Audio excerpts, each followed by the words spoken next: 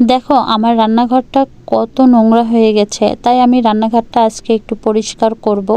আর আমরা এই বাসায় ওঠার আগে কিন্তু কিছু ব্যাচেলাররা ছিল, তারা কিন্তু অতিরিক্ত এই কালারগুলো ঘষাঘষি করে এগুলো এরকম নষ্ট করে থুয়ে গেছে। তো এটার উপরে আমি একটু মাজা ঘষা করে একটু চলি আর কি। তো যাই হোক, এই বাসাটা টাইলস করা না, শুধু সাধারণ পাকা করা আর রং করা। তো যাই হোক, এই দেখুন পরিষ্কার করেছি, অনেক ভালো লাগছে। তো গ্রিলগুলো, জানালার গ্রিলগুলো কিন্তু পরিষ্কার করেছি।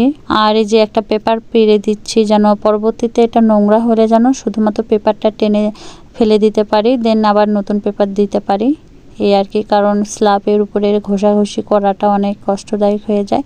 আর এটা যদি টাইলস করা থাকতো তাহলে হয়তো আরও ভালো লাগতো দেখতে। আর এই তো পুরো রুম আমি সুন্দর করে পরিষ্কার করে ফেলেছি, রান্নাঘরটা আর সব কিছু আমি গুছিয়ে রেখেছি। একজন মানুষ, ছোট সংসার।